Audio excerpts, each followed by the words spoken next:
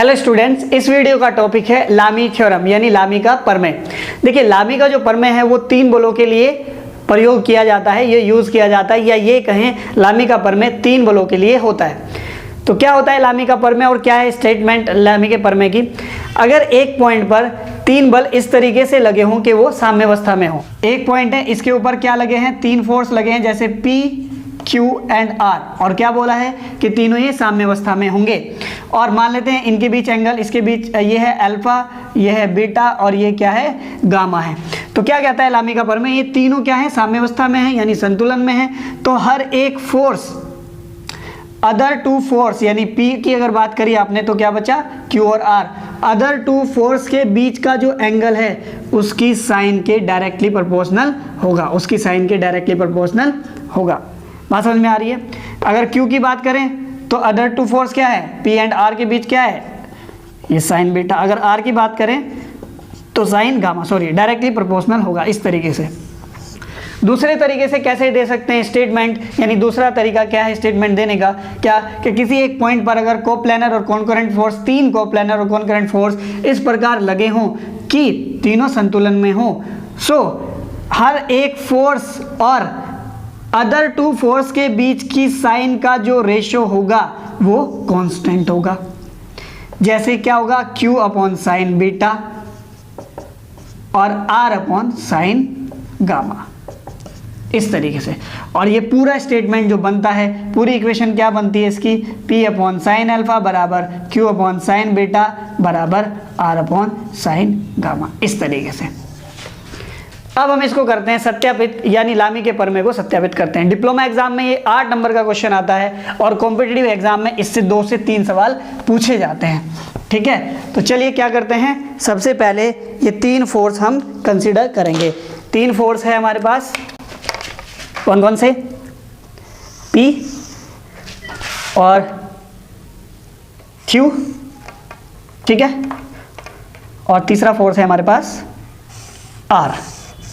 Okay, ये नीचे की तरफ है R, यहाँ से लिखते हैं R। ये फोर्स है P और ये फोर्स है हमारे पास Q। ओके, ये लाइन पीछे क्यों मैंने बढ़ाई है अभी मैं इसके बारे में आपको बताऊंगा, लेकिन पहले क्या करते हैं, थोड़ा सा इसमें काम करना है हमें। क्या काम करना है? यहाँ पर इसके पैरेलल लाइन खींचनी है और इसके पैरेलल लाइन खींचनी है, कुछ ऐसे। ओके, तो हमने क्या कर लिया, यहाँ पर एक चतुर्भुज बना दिया, एक पैरेललोग्राम हमने बना दिया। ओके, देखिए ये तीन फोर्स हैं, तीनों क्या है? बैलेंस हैं। ठीक है, लॉ ऑफ बैलेंसिंग कहता है कि अगर कोई तीन फोर्स बैलेंस है तो इट मीन्स किन्हीं दो फोर्स का रिजल्टेंट तीसरे फोर्स के बराबर, मैग्नीट्यूड में बराबर, कोलिनियर और अपोजिट डायरेक्शन में होगा। बात आ रही समझ में? तीन फोर्स प्रिंसिपल क्या कहलाता है बैलेंसिंग का? किन्हीं भी दो फोर्सेस का रिजल्टेंट तीसरे फोर्स के इक्वल अपोजिट डायरेक्शन में और कोलिनियर होगा, यानी इनका जो दोनों का रिजल्टेंट होगा वो क्या होगा? R डैश, वो इस R के अपोजिट डायरेक्शन में और इक्वल होगा। यहाँ ये ध्यान रखें, R बराबर क्या है? R डैश है। तो कहीं पर अगर R आता है तो उसकी जगह आप रख सकते हो क्या? R dash. चलिए अब यहाँ पर देखो, ये वाला एंगल कितना था? ये अल्फा। ये एंगल कितना था? ये बीटा। और ये एंगल कितना था यहाँ पर? ये वाला गामा।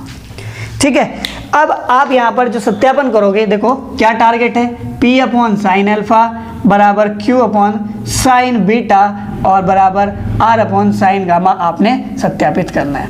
तो इसको हम सत्यापित करेंगे by the help of sine rule. त्रिभुजों का साइन रूल से हम इसको सत्यापित करेंगे। तो सबसे पहले आपको त्रिभुज का साइन रूल ही पता होना चाहिए। क्या कहता है ये साइन रूल? कि अगर कोई हमारे पास त्रिभुज है ऐसे, मान लो ये एंगल A माना है और ये एंगल B माना है और ये एंगल C माना है, तो त्रिभुज का जो साइन रूल है वो ये कहलाता है कि देखो ये कहता है कि जो साइड है और साइड के सामने का जो एंगल है इसकी साइन का रेशो हमेशा कांस्टेंट होगा। साइन B, AC के सामने क्या एंगल है? B, तो क्या होगा? Sine B। ऐसे ही अगर AB की बात करें, AB के सामने कौन सा एंगल है? C, तो साइन C। और अगर बात करें तीसरी साइड कौन सी बच गई है? BC।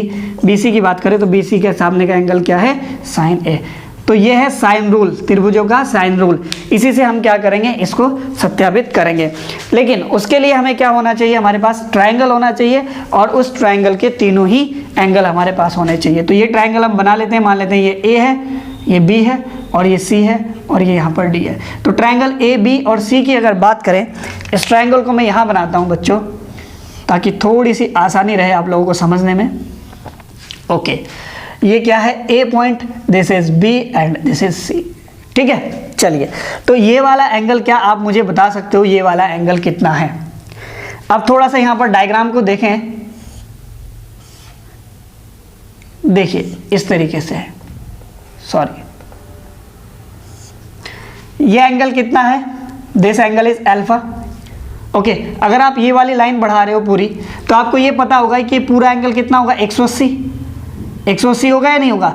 तो क्या आप मुझे ये छोटा सा एंगल यहाँ पर बता सकते हो क्या? 180 में से अगर अल्फा माइनस कर दें तो ये एंगल आ जाएगा, और ये वाला एंगल, यही तो ये एंगल है, इसी एंगल की तो हम बात कर रहे हैं। यानी ये एंगल क्या आ गया हमारे पास, 180 minus alpha.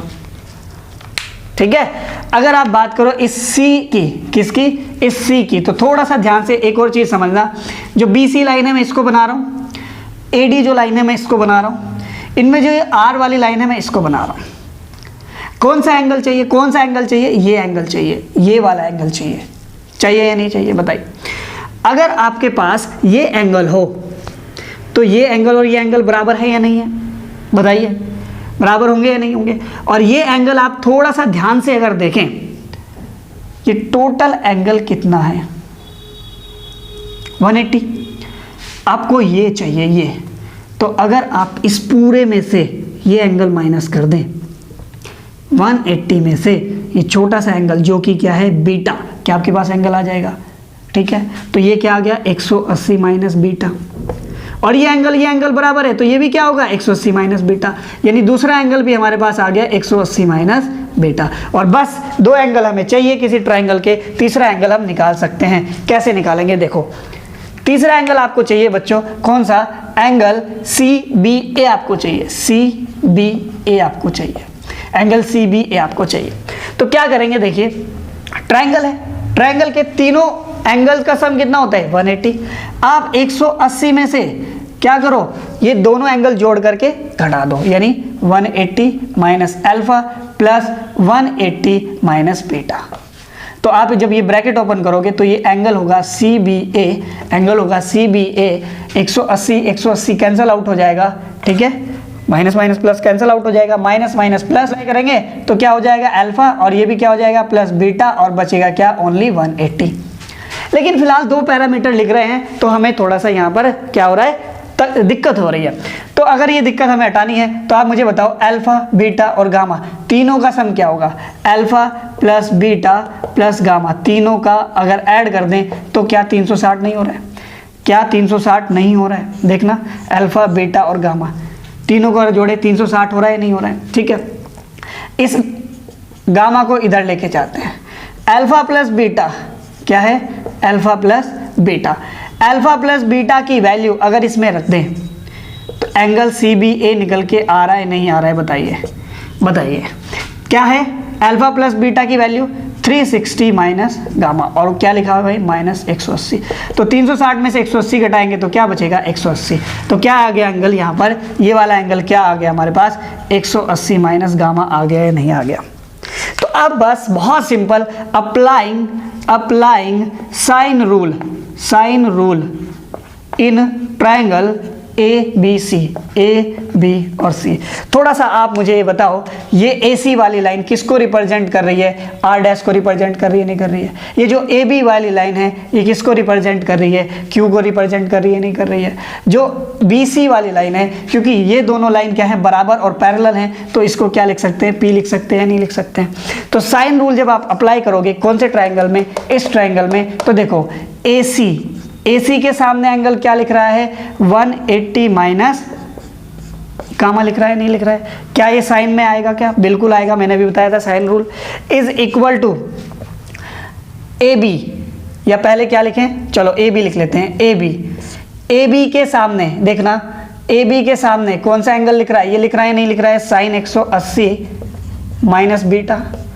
Is equal to b c के सामने कौन सा एंगल लिख रहा है, बी सी के सामने ये एंगल है साइन 180 माइनस अल्फा।